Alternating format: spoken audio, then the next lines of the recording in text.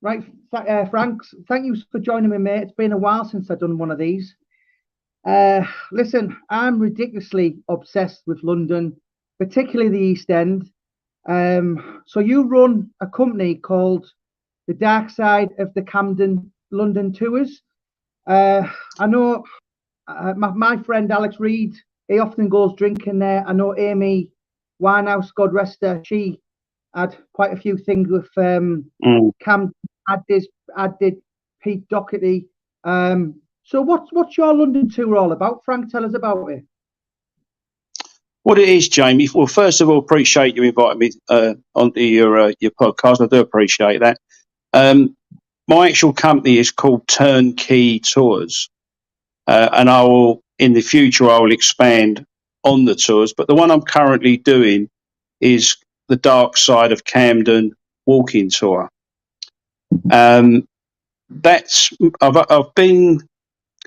been not say provoked to do it, but I was doing something with somebody else where I was doing a talk about Charlie Bronson. Right. But events changed, and a lot of people said, "Why don't you do your own walking tour?" So most people know of Camden for its, well, basically Camden Lock, the famous music venues, street art, street food, etc. But no one's ever done a walking tour about the dark side of Camden. There's a pretty dark side to Camden. Right. Can you go a bit more specific? Because obviously, as I said, Alex Reid's there quite a bit. I've never really been there. I know it's North London. So when you say outside, what kind of things, you know? Well, I basically tell 18 stories. But in between those 18 stories, there is a bit of social history as well. So, for example, you talk about your fascination, say, with the East End. You know, I would imagine most people would assume that pearly kings and queens, for example, originated from the East End, whereas in fact the original pearly king, Henry Croft, was actually from Camden. The only difference was that Camden wasn't named Camden then. It didn't come about until the 1st of April 1965. So it would have been St Pancras. So the borough that I have always lived in technically would have been St Pancras. Well, being a local fella, and I've always lived in Camden, or what was St Pancras, I started to do some research into the local area. But some of the stories I knew myself anyway, just for growing up there. But I discussed things like serial killers, there's serial rapists, there's witchcraft, there's terrorism, there's the first Metropolitan Police officer that was ever killed was in St Pancras. There's a very, very famous robbery, which is, I'm sure some of your viewers would know, Terry Ellis. So I obviously mentioned that, and so on. And I say it's a lot of fame. I mean, there's a highwayman story. There's crimes of passion. There's quite a lot of dark stuff that I think even probably a lot of people in Camden probably don't even know about. And I'm learning more about it all the time. Right, and of course, North London, Pentonville Prison, which that's where Oscar Wilde went. Yeah. Oh, I'm actually reading Gary Hutton's book at the minute. Right. Product of a Postcode. Gary was in there. Yeah, I mean. So that's where Dr. Crippen was hung. Right. In I know you've mentioned Pentonville Prison. That's where the famous Dr. Crippen, who lived in Kentish Town, which is in the London Borough of Camden, that's where he was hung in Pentonville Prison. Yeah. So I mean, I'm fascinated with the East End, Jack Spot Comma, a lot of the boxing, Jack the Ripper. North London, does it have such a rich history as the East End? Because myself, I'm not that familiar with it. could you name a lot of people that were from North London? And well, I suppose in modern terms, I mean, you'd make reference to the A team, wouldn't you? For a start, you'd make reference to the Adamses. I mean, and if you were going back, there were people like the Whites, and there was the Rileys, and so on. I would say probably the majority of the more well-known ones that would have been classed as proper villains, so to speak, would have all been older than me anyway. They'd have been considerably older than me. I mean, I'm 67. Some of them would have been older than me. I'd have heard of them, but I wouldn't have necessarily known them. But certainly, I would have heard of people speak about them. That's for sure. I mean, in the south, the south of our borough, for example, Camden, you'd have had, you've had the Sabinis, for example. Think people don't realise as well that it's a funny shaped borough, Camden. It's almost like a leg of mutton kind of shape, and the bottom end of it you've got Hatton Garden, and a lot of people don't realise that Hatton Garden is actually in Camden. Yeah, well, you mentioned the Sabini family there. People might know of them from watching Peaky Blinders, but they go back to, I mean, their most kind of notoriety level was like 100 years ago, a little bit before Jack Spot Comer, Billy Hill, Legs Diamond, all kind of Moisey Blue Boy. I mean, there's still actually a few family members now. Terry Sabini, I think.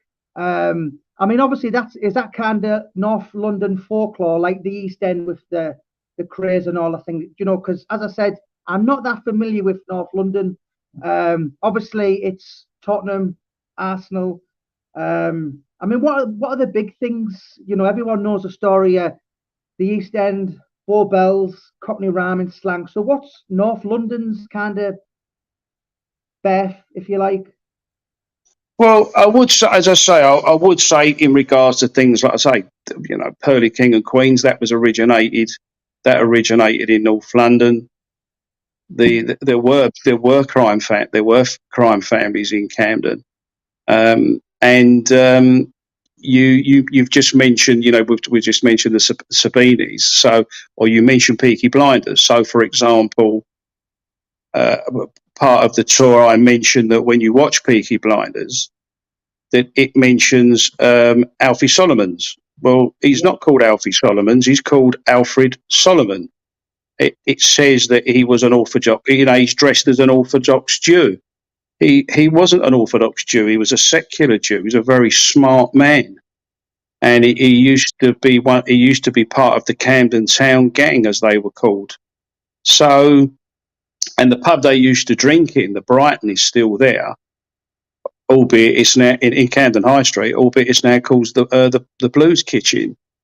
So it does have a history, but it's probably just not it's not spoken about. It really isn't spoken about, and I don't think it's very well documented, to be quite honest. But he had what used to be the Aerated Bread Company, which was a massive building, which is now was knocked down, and it became Sainsbury's in Camden Town.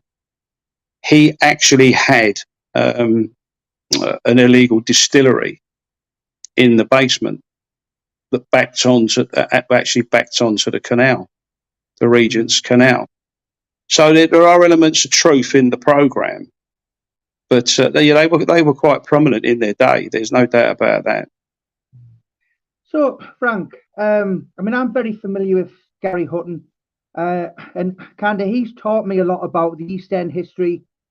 Kind of classed as a proper Cockney, sound of the Bow Bells and all this. That for someone from Camden and North London, you wouldn't be classed as a proper Cockney, would you? Am I right in saying that? No, well, you would have in the past. You would have been in the past, because if you take into account, you didn't have all the high buildings that you have today, and you certainly didn't have the traffic. So the radius of those bells actually was quite extensive. People used to say, even beyond where I'm sitting now, which is in Kentish Town, that you could hear it beyond there to up to Hampstead Heath, Parliament Hill Fields, for example. And I suppose the other thing is that most people associate the Bow Bells with Bow in East London, and of course that's not true. It's in Cheapside, which isn't a million miles away from the border of North London anyway. And I suppose, in fairness, you would have heard that the other side of the Thames as well.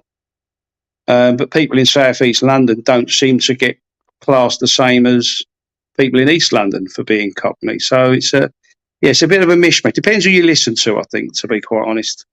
But yeah, once upon a time in North London, parts of North London, you'd have certainly heard the Bow Bells. Yeah. Yeah, they reckon in its day, I think it travelled something like 6 mile. Bertie would have heard it, and I think it went as far as Hackney. Obviously now traffic and all that, it's certainly not as widespread as it once was in the 1700s. So do you class yourself as a proud London boy, Frank? Oh, most certainly, yeah, definitely that. Yeah, I've definitely. If someone was to say, give a description of yourself, I'd probably say Londoner first. And then I'd probably say English, and then I'd probably say British. But yeah, I would certainly describe myself as a Londoner. I'm very. It's got me in trouble a few times, but I'm definitely a proud Londoner. There's no doubt about that. So it's not just the villainy. It's not. It's literally everything from the music to the. There's a lot of very famous people come from the north side of London. I personally think, the South London, West London, which is kind of the music side, Soho and all this, and then the North London gets the less limelight, like through London. That's in my opinion from a northerner. Growing up, were you kind of around any kind of famous people, Frank? Well, in Camden, as I say, it was a made up borough. It didn't come into existence until 1965. So you had 3 different boroughs. You had to the north you had Hampstead, which was very affluent.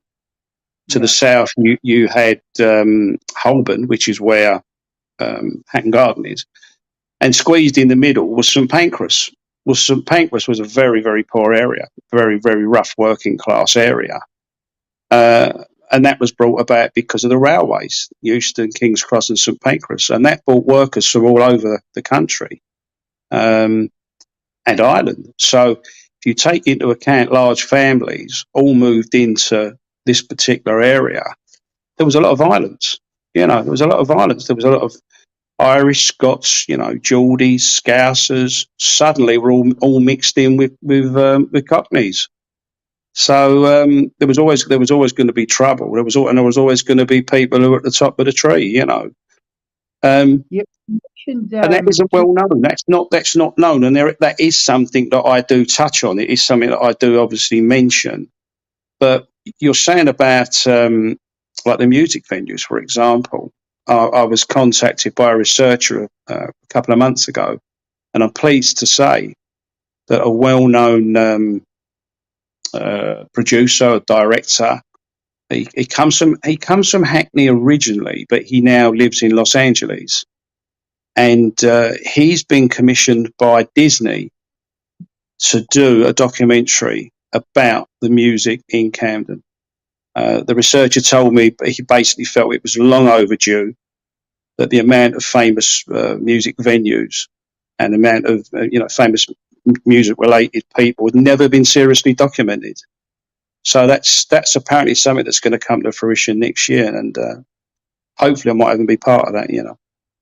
Well, you know what? You mentioned 2 places, and basically what they reckon is London is the most haunted city in the world. That's what the kind of Ghostbusters say. And two places I just mentioned there was St Pancras Station, which is now, I think it's a hotel or a millionaire's flat or something. And of course, King's Cross.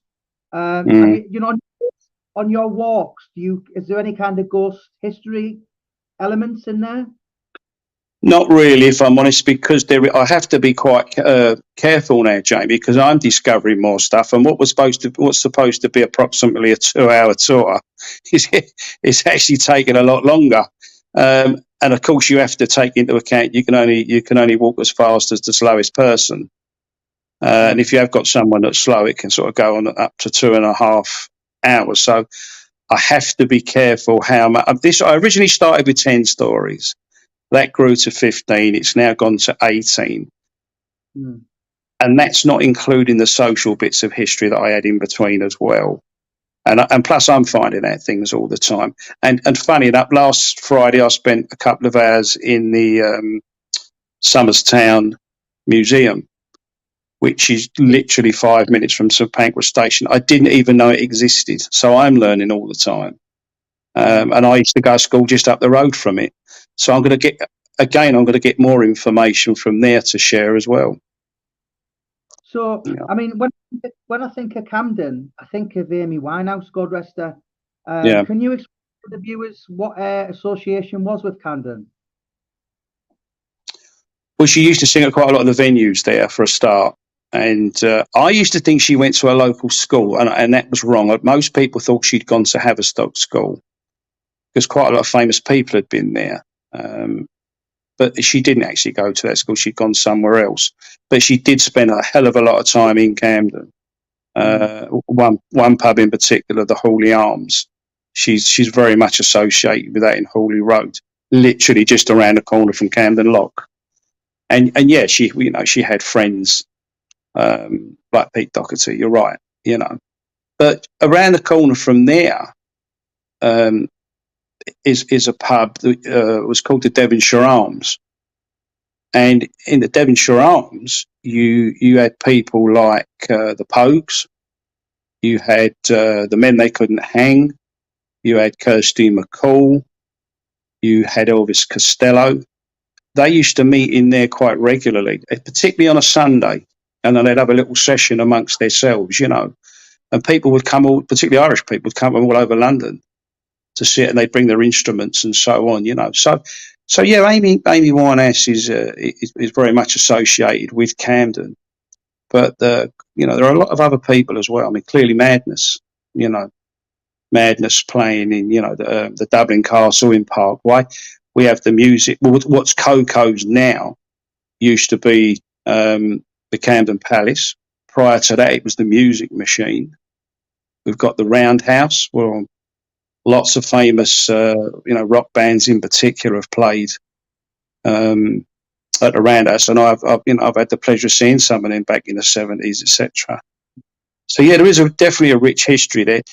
I'd say because of social media that Amy's probably the one that most people make reference to. If I have people on the tour, they will say to me, "Oh, where did Amy Winehouse live, or where did she socialise?"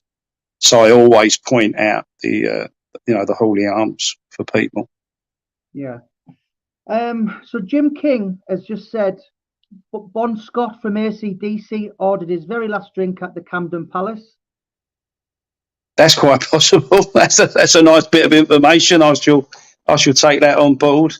Yeah, in fact, I'm not so sure. I didn't see them perform there actually, because they used to have a thing there where you got free tickets if you paid for tickets. Say on I think it was a Thursday, Friday, and a Saturday, or a Friday, Saturday, and Sunday. They would give you tickets for Monday, Tuesday, Wednesday. And for us, young fellas, it became a late drink, because it would shut at 2:00 in the morning. So where pubs shut at 11, you headed for the Camden Palace. Right. You can tell Mr. Jim King I'm 65, by the way, not 67. I'm just going to ask now if anyone wants to ask Frank any questions regarding North London, Camden. Yeah, please do. Myself and Gary Hutton, we're going to be in kind of the tours. I mean, I've been in London last couple of years, twice a year. Yeah. That's going to be a bit more frequent. But with the tours, Frank, was it just a passion thing? I mean, how often do you do it a week? Because I'm going to get all the details to put in the link in the bio, so if anyone wants to book your tour. But where did the tour business start from? Well, many years ago, if friends of mine used to come to London, I clearly wanted to entertain them. So one of the things I used to do was take them on one of the river cruises down the Thames, and we'd go down to Greenwich, and then I'd get them a meal and so on. And I used to listen to the chat of the watermen on the boats, and very knowledgeable. It was very. You had to all be in the, certain families worked on the Thames. That's the way it was. They were very knowledgeable, but they also had a great sense of humour as well. And I used to think I'd love to do this. The thought of going up and down the Thames, to every time, however many times a day, would have been my ideal job. I think the only other one would have probably been sitting in a pub all day with playing the piano and people giving me free drinks to pay, to play their favourite tunes. But other than that, the Thames would have done me. So I think it's always been there. It's just been lack of opportunity. And then I actually went on a tour myself. I went on a gangster tour in the East End. So that kind of sparked me again. And that, as I say, then people said, have you considered doing your own tour? So that's when I started to do the research. I can retire at the end of April next year. So at the moment, I'm only doing it on a Saturday morning. Saying that, I have done corporate tours as well. So it can be a bespoke tour. People can, I'm quite happy to, make it whatever time of day they want it. The last one, people wanted it in the evening because it had that kind of dark, that dark effect, so to speak. But certainly from the beginning of May onwards, it will be Monday to Friday as well as the Saturday. But I'm certainly going to be available if people want private parties, or if they want stag do's, stag parties or hen parties, because Camden's such a vibrant place. They could do the tour in the morning and then carry on and enjoy themselves for the rest of the day. Yeah. I think us Northerners have all heard of some of the things that have happened in the East End. But is there any kind of famous cases that happened in the north of London? Any kind of big bank robberies? I think most on the cobble fighters, the Roy Shaw, your Lennon Means of Craze, they're all from the East End.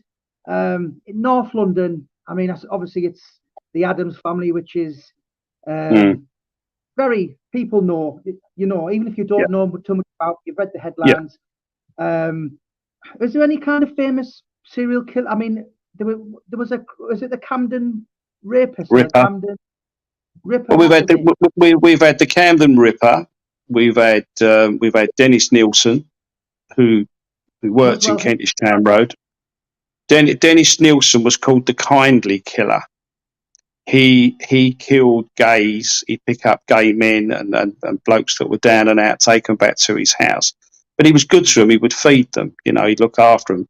But then unfortunately, then he'd kill them, and then he'd cut them up, and then he'd try and dispose of them. And eventually, the smell, from the drainage, gave him up. The Camden Ripper was partial to killing prostitutes. Or as I had to explain the other day, I said brasses because the way we would say it, they were brasses. You have to take into account your audience isn't necessarily going to know what a brass is. So, but it gives you an opportunity to explain Cockney rhyming slang, and then you can say brass, flute, prostitute. Yeah. And then again, you have to be careful because some people prefer if you just call them sex workers. So you have to kind of know your audience as well. There is a famous boxer. I'm trying to think of what he's called. There's a blue plaque. It's so high up on the building, I think unless you're on the top deck of a bus, you wouldn't even know it was there. In fact, I'm going to make a point of having a look and see what it is. But it's a very, very famous boxer from the old days, from probably about 1800 and something. I can't think of his name there. Bob, but very well. No. Can't think of his name. Well, the Cockney rhyme slang originally started well before Jack the Ripper, and really Mm, it was guys. The kind of criminals could talk among themselves. mm. Kind of, so the old bill or the plod. Are you kind of very much into your history? Are you very much into jelly deals, pie and mash, like the EastEnders, just over in North? Well, I mean, we've got a pie and mash shop where we live in Roll College Street in Kentish Town, so thankfully that's a tradition that's still alive. Hmm. I think there's another version as well. I mean, I've heard two versions of why there was Cockney rhyming slang. I kind of get the criminal element, particularly if you were, thieving out the docks and so on. That they developed this language so that they say so the police couldn't understand what they were talking about.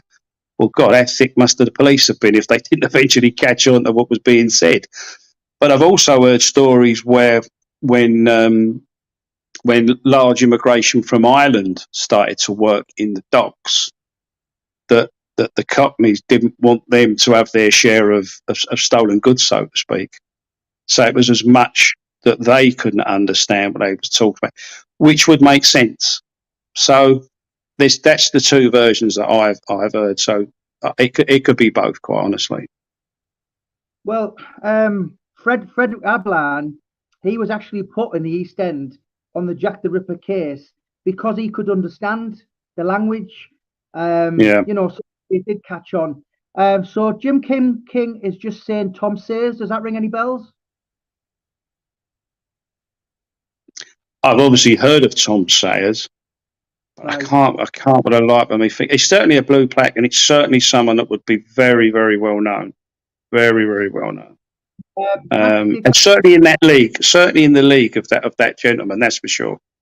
I'll have to have a Google tonight, Frank, and I'll give you the text. So Calf the Casual is saying, I've just read Frank's book. Good stuff. I didn't realise you actually had a book out. Do you know what? It's even I lose track. I'm not so sure it wasn't about 4 years ago now.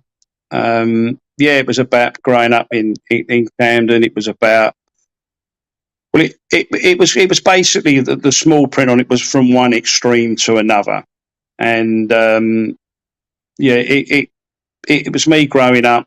It was getting involved with football violence. I did know some villains, very, on my level, you would have classed it as very petty. Some of it could have been serious, but I kind of walked away from that at a very early age. But then got involved with other things, and everything I've ever done, basically, I've taken to extreme. And it took the book to identify that, Jamie. It's you write a book about yourself, and it's only when you stop and then you read it and you kind of go, "Blimey, is that me?" How did I get to that point? Yeah. And invariably it did lead to prison. In fact, next May, it will be 30 years since I was arrested up in Birmingham, and I was Category A in Winson Green. Wow. Where the first gentleman that I met, ironically, on the Cat A yard was Charlie Bronson. So, and more luck than judgment when he asked me what football team I supported. I thought, oh God, what on earth? What do I say? Should I just say cricket? I don't like football. And I said, oh, Tottenham, mate. And he went, good man. Because I didn't realise, although he was from Luton, that he supported Tottenham as well. So, can I ask how long did? Well, I was looking at 10 to 14 years because of the offence. But fortunately, one of my co-defendants got off after 6 weeks. They couldn't prove that he knew it was in a bag, which was 7 handguns and 240 rounds of ammunition. And the other chap, the other co-D, well, I can only describe it as that his bottle went, which ironically done me a massive favour because he actually did it. I just wanted sentencing. I wanted it out of the way because I didn't want other things to be brought up. Certainly, different conspiracies and so on. So I was just wanting to be sentenced and get it out of the way. And I was looking at. I thought if I get 8, I'll be content. But he did a deal, and it done me a favour because they said they would give him 2 to 3 years. So they actually got 2.5 years. So he done 9 months on on remand, so he only had 6 months to do. So, of course, what the judge did was made sure that everybody in the court, the press and the law students, made it very clear that I was looking down both barrels of a double-figured sentence, as he put it. And he also mentioned that if you lay down with dogs, you've got to expect to pick up a few fleas. So he sentenced him, told everybody in the court that I was, the main man, so to speak, and he gave me 5 years, which one of the corkscrews pulled me by the arm and said, "That's it, he'll give you 5 years." I said, "Yeah, mate, and a fucking rest." And he went, "No," and I saw the judge get up and some mates in the gallery put their thumbs up. And it was only when I went downstairs and spoke to my brief and his junior, and one of them had 12 written on a bit of paper and one had 10. And I said, "How does that work out then?" And he said, "Well, what the judge was explaining to people in the court was that he couldn't give you a disproportionate sentence. So he's already given you twice what he gave the other fella. If he'd have given you any more, you could have taken the sentence to appeal." Well, I didn't understand the law, to be quite honest, but I was more than content, Jamie. Let's put it that way. So I landed up doing 5 years. So, King Dale Clark has just said, obviously you've mentioned you've been familiar with Charles Bronson. Do you think he'll ever get out, Frank? Well, we write to each other. We still write to each other after all these years. Charlie knows my opinion. I think part of me thinks he'd be like a lamb to the slaughter if he comes out. I think everybody will want a piece of him. And I think what he does need, I think he needs a mentor.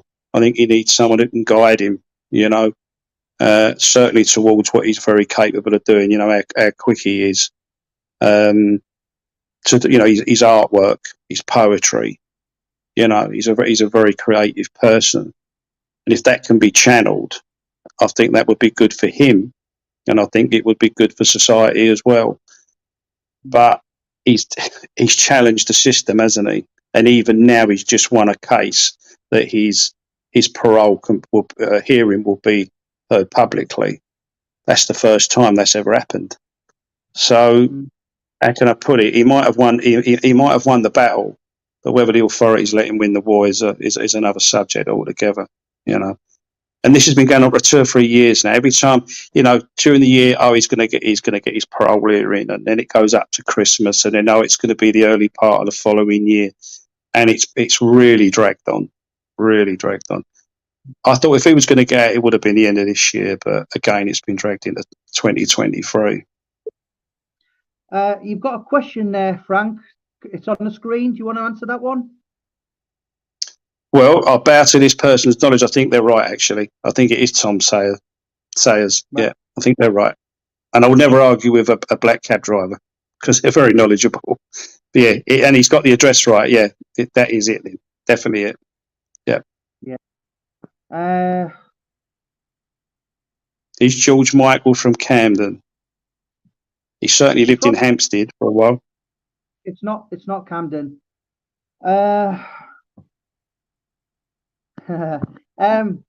So Frank, I mean, I do love London, and Samuel Johnson said, to quote him, he said something. What was the quote again? He said something like, "Oh God, I say it all the time." I know what you mean. Isn't it something to do with a man that tires of London tires of life itself, or something similar? I mean, do you know what? As much as I do really love the place, and when I'm up north, I have headphones on, but when I'm down there, I don't, because I'm observing everything. And but when I come, Frank, I do think, do you know what? I couldn't live in the place. The rat race. Alex Reid was up my house a couple of months back, and he said, "You know what? I can't believe it's like use Northerners. Everything about it's gravy. Everything's slow motion, and then."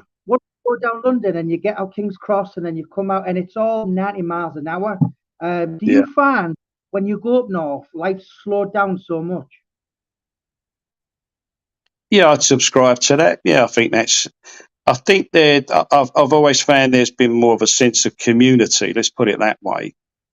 I think there is a certain warmth, unless you're going to a football match, and there's not so much warmth in as I've experienced over the years, including Middlesbrough, by the way. A tough old place to go, that's for sure. But yeah, I think there is something different. There is something different. It's very fast in London. There's no doubt about that. I still try to say good morning to people. I still try and say hello. I try to have certain courtesies and certain manners, but it's not as prevalent as it used to be, unfortunately. Yeah, I just think. I mean, Alex said to me, he said, I can't believe how friendly everyone is. Where in London, no one even looks at you, and it's just like woof woof woof woof woof. I mean, you're from the place. Would you accept that? Do you agree with that? Yeah, pretty much. Yeah, I think that's true. I think there was a sense of community years ago, but a lot of where I live, for example, a lot of houses were demolished. The community was broken up. So new flats were built, but the people that moved into those flats were from people from outside. So who were the large families that lived around you, and you grew up, you went to school together, you got your first job together, and so on. That's gone. That's finished. But that's not going to happen again. And even the job market itself, there aren't the trades that there used to be. Even our local market, where it would be full of costermongers, there's one left, and he's new. He's only been doing it for the last couple of years. But that market was full of stalls years ago, selling all sorts of stuff. There'd be 6 butchers down there at one time. So, whereas there's not one there. Well, there are, but they're halal. They're not what we would. They're not a traditional butchers like we knew them to be. So those little trades don't get passed on. So like pulling out the barrows down the market, working on the stalls, helping the blokes out, little things like that were passed on through the community. It's just not there anymore. Well, can I ask you a question? This might sound really stupid. So North London, am I right in saying it's a bit like Celtic and Rangers, but it's Tottenham and Arsenal? Yeah, certainly where I live, it is. Yeah, it certainly is. It's one of those things. When I was growing up in the '60s, it was where I live. It was very much Tottenham because of the they were double winners and they'd won the Cup Winners' Cup, etc. So it was very, very Tottenham orientated, and most kids in our street were Tottenham, or the dads or the uncles and so on. Of course, there's always one Manchester United fan in there. If he was, if he was marooned on a desert island and you bumped into somebody, he'd be a Man United fan. They're all over the world. So there'd be an odd one of them. But in the flats around the corner, for some mad reason, there were quite a few Arsenal supporters. Mm. And then you had a period in the early '70s where Arsenal won the double. So they gained a lot of support. And in the early '80s, we then won 2 FA Cups and the UEFA Cups. It swung around. So you started to see Tottenham kids, kids wearing Tottenham shirts. And then Arsenal went for a period where they had a lot of black players. You remember like Michael Thomas and Rocastle. So most of the black kids went to Arsenal. You'd see them in their Arsenal shirts. So it does swing around. Technically, where I live is nearer to Arsenal, but we'll never ever acknowledge that. We will never ever acknowledge that. As far as we're concerned, they come from Woolwich, and that's the end of it. They come from South East London, and that's it. We're never going to let them forget that. To someone up here, how it looks like is Tottenham have always played the more attractive football. That's what they're famous for. And Arsenal win things, yeah. 1-0 to the Arsenal, long ball. Tony Adams, Lee Dixon, Nigel Wilton-Burn, best defence probably in my lifetime. Yeah. That's true. That's true. Yeah. Good on the eye, but they're just then Arsene Wenger come. So there's a question there for you, Frank, if you want to answer that. War cry. What are you asking? My opinion on immigration? Yeah, I Well, mean, that's a bit of an obviously, heavy subject. I certainly in the 70s saw a lot of changes. That's gone on again in the 80s. Uh, I, I, Without getting too controversial, I think there has been some kind of people replacement, certainly in London. You know, certain traditional communities, that's for sure. You can go to certain parts of London now and you would never ever recognise it. Never recognise it. And I think that's a shame. I think someone said something once like a little bit of salt in the soup can improve it. Too much can spoil it. And I think it's probably a little bit spoiled at the moment, to be quite honest. But we've gained a lot from it. We've gained a lot from immigration, in fairness. But I think it's just gone a little bit wild at the moment. yeah. Well, I mean, I think it's certain since Bangladesh got their own independence from Pakistan in '78, and I think that was when the real change in London. Mm. But in North London, when you're walking about, because when I'm in London, I always see famous people, East End, Mm. West London. Do you see a lot of people around where you are? Them kind Oh of yeah, masters. yeah. Because you've got Hampstead just up the road from where I live, and that's an affluent area. So people that have done well for themselves, whether it's the acting profession, films or music, the stage. Got to remember people that appear on the stage. It's full of them. It's full of them, and you have to take into account people like the Gallagher brothers. They've lived in Camden. Right. People like, what's the ginger fella who's on the radio with the glasses? Married Billy Piper, didn't he? Yeah, Chris Evans. People, Yeah. people like that have socialised. It's not uncommon to see somebody that is famous. Yes, particularly Hampstead, I would say. But then again, Camden, the borough of Camden itself, Primrose Hill, that's another area where you'd see people that are famous as well. And Hampstead Heath, is really, are the rumours true? Does that kind of thing still go on? I don't think so much now. No, when we were kids, you were told, don't go anywhere near Jack Straw's castle, keep away from men who wear white polo neck jumpers or white socks, all these kind of folklore stuff. But yeah, I mean, it was a well-known meeting place. There's no doubt about it. And George Michael used to go there. There's no doubt about that. And there's an old toilets that are still there where he was known to frequent. But it's too, I suppose it's so open there. People don't need to do that, do they? People don't. I mean, some people still do it. I suppose they like the thrill of it. Probably maybe the thrill of getting caught. But it's not the same as it used to be. It hasn't got that notoriety that it once had. But it's still a lovely place. I mean, Hampstead Heath is an absolutely lovely place. And Parliament Hill, you go to the top of Parliament Hill, and you can still see across London. We still have the fair. We still have the Hampstead Heath Fair, and of course, there's as we've said, the Cockney rhyming slang, Hampstead Heath Teeth. But there were two fairs, by the way. People don't know there used to be two Hampstead fairs. There used to be the one for us common folk, and the one a little bit further up the road was for all the rich people.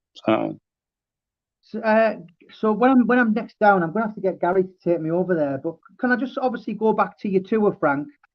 When we finish the video, I'm going to put the link, your business link. So if anyone wants to hit Frank up to take his offer up on a tour, can you just tell us again, what exactly is it about? Is it always something different? Are people watching this thinking it's villainy, or is it history? Is it mythical folklore tales? I mean, what's it all about? Well, if I start off without giving too much away, you got to take into account why is St Pancras called St Pancras? Because Pancras was made a saint. He was a 14-year-old boy. He was in Turkey. He wouldn't denounce his Christianity. He was taken back to Italy, and he was beheaded. And that's how he became a saint, and that's how it gave our borough its name, St Pancras. You've got St Pancras Gardens, where there's some famous people buried there. There's people that the very famous things that have happened in there. Some musical history that a lot of people don't know about. The first Pearly King was buried in St Pancras in St Pancras Gardens. You say you've got the famous Verizon robbery that was, Terry Ellis associated with that, and then I say you've got murders, you've got witchcraft, you've got terrorism, you've got crimes of passion, you've got serial rapists. You've got, there's a highwayman. There's a bit of everything to do with villainy, just different versions of it. But as I say, lots of other social history as well, and even some that I'm discovering as I'm walking around myself, And even the plaque, we just mentioned the plaque, That's something that I will point out now because we've mentioned it. So it grows all the time. And when we finish up, there is a pub that I use, a nice pub in Belsize Park, and we go back and we have a couple of pints and we have a chat. But again, if people want to use it for a corporate occasion, it's good for team building until team bonding. It's also good for entertaining people's clients because it's something different. And ironically, I found that the people that are most interested are women. They seem to be more fascinated than the blokes. There's a bit of humour as well. I had a little bit of humour as well, so it's not all too serious. But I'm getting a lot of pleasure out of it, to be quite honest. I'm just going to say, does it come naturally?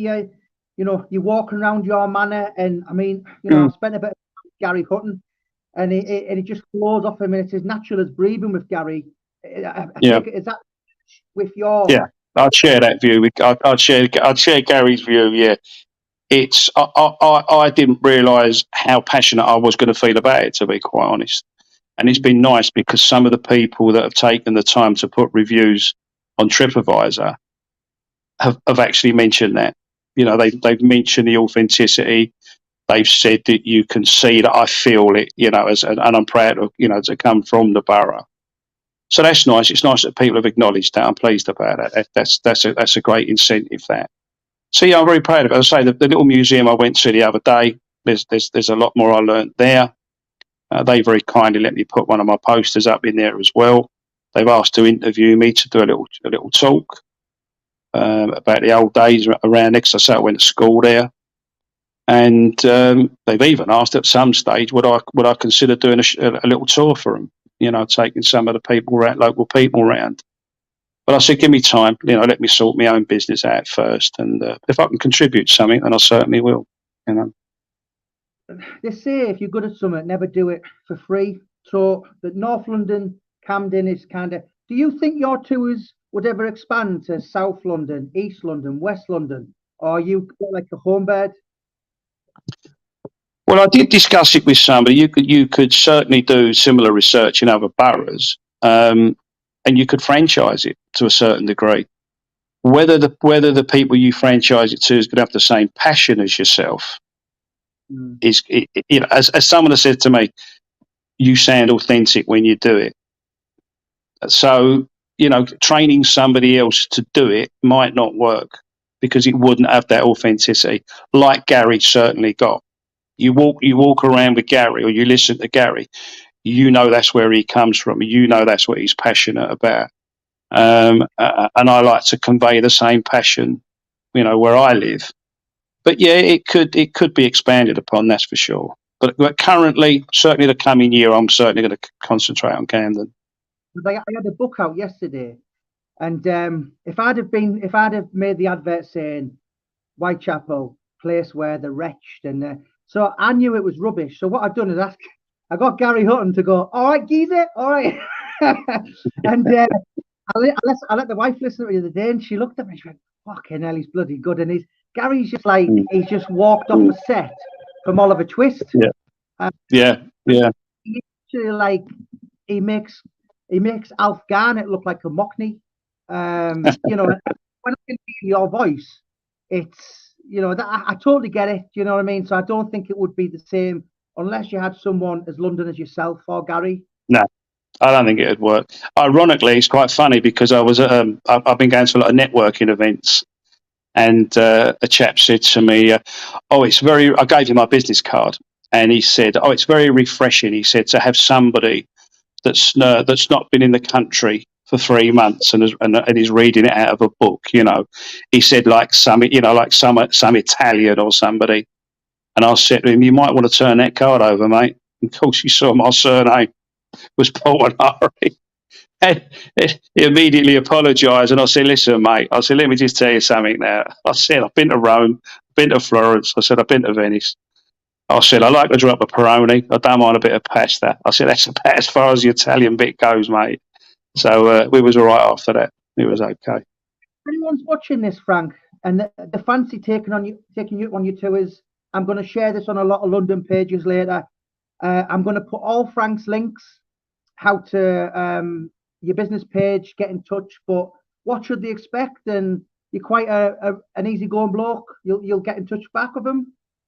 Yeah, certainly. Yeah, I'm always approachable. There's no doubt about it. I'm a very sociable person. I like one of the things I like about the tours. I get to meet interesting people because there's people that come from all different walks of life.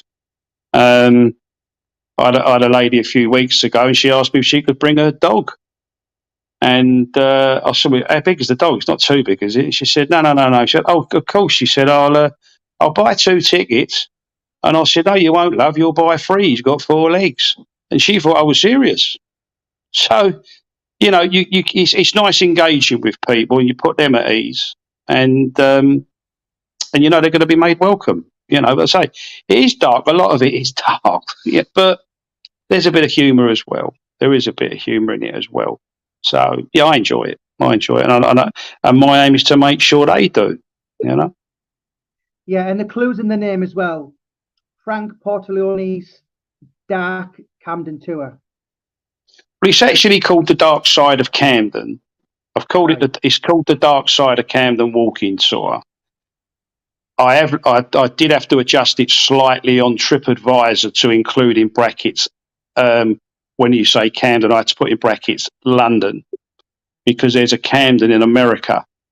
So the algorithms kept picking that up. So, but if people if you go on TripAdvisor and you put walking tours in Camden, London, it comes up. If you put crime Camden, London, it comes up. So people don't have to necessarily go looking for the dark side of Camden. It does come up in other ways. And I said I've got some good reviews on it, and I appreciate that. Well, I'm going to share this everywhere, Frank. It's just been an absolute pleasure. I know it's took a little bit of time. I'd just like to give you the last word then, if you want to just say on your tours and just whatever you want. Well, first, I'd like to thank you again, Jamie, for giving me the opportunity and give me a chance to talk about the tour, which I'd like to think people now can see I am quite passionate about it. I want it to be as professional as possible, so that I get satisfaction out of it, and more to the point, the paying public get some satisfaction out of it as well. And if somewhere down the line that gives me an opportunity to do some good for my community or even other communities, I'm going to get onto the subject at some stage of victims of crime, so that maybe I can highlight that. I don't want to glorify the crimes, I don't want to glorify any of it. And if I can help people, highlight certain victims, cases, then great. I'm quite happy to do that. As I say, I think it's interesting. There's a lot of things people don't know about. I'm learning more about it all the time. And we meet at St Pancras Station. We finish at Hampstead Heath. There's a local station that takes people back to St Pancras when they're ready. Or of course, if they're in Camden for the day, like I say, if it's a private party, if it's a stag do, hen night, whatever it is, come along, do the tour in the morning, and then enjoy the rest of Camden. You've got the rest of the day to do that. I'm very much looking forward to next year. As I say, I'm going to expand it to Monday to Friday as well. I'm doing a lot of networking with people in the city, etc. That's starting to come to fruition. And then now that I'm on TripAdvisor, I'm hoping to see a lot more tourists as well. So, and again, Thank you very much, Jamie. Do you know what? Taken from a guy who's my 22nd book come out yesterday. Wow. And just basically crime. It's very much part of social history. You know, the book I released yesterday was Jack the Ripper. I've done Lee Duff, Roy Shaw, Paul Sykes. Yeah, I've seen quite a lot of them. Yeah. I never quite understand some people. You know, they're like, oh, they can watch things about the craze because Tom Hardy's in it. All American things, but you can't do anything. But it's real life. It's it's social history, and the Camden Ripper. That's very recent, but on the other hand, these happened. When you walk around Whitechapel, you'll see several tours. You'll see Jack the Chipper chip shop. You'll see Jack the Clipper barbers. Do you know what I mean? Someone had said 100 years ago in Birmingham, well, we're going to make a series on this about these guys slashing people's hats. They would never have believed it. But it's real life and shit happens. Well, while there's a fascination from it, I'd like to think there'd be people like yourself, myself, Gary, and various other people that that are happy to provide some education. I mean, I do explain it in some cases. I mean, I tell a story about witchcraft, for example. There's a famous pub. Well, some of it you have to take with a pinch of salt because it's exactly that. It's folklore. It's not come from court cases. But sometimes the folklore is more fascinating than the truth. So it still adds to it. Absolutely. And it'll just snowball on and on and on. And, I was in the East End a couple of months back and I said to Lindsay Civita, in 100 years' time, there'll still be, that'll be 200 years plus. There'll still be tours walking on this exact same spot. Yep. So, well, again, as I said, the first metropolitan police officer was killed in Camden.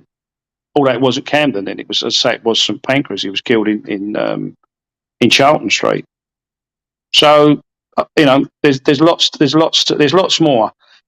I try to leave a gap in between each story to give people enough time to absorb what I've told them, but not enough time to get bored, if you like. So then that's why I fill it in with some of the social history as well. Do you know what? It's been absolutely fabulous. Thank you so much for your time. Thank you for your patience. No. Put this out. I'll put all your links in. So if you're watching this and it's not live and you think he's interesting, click on it. It'll go right the way through to Frank's details. Message him.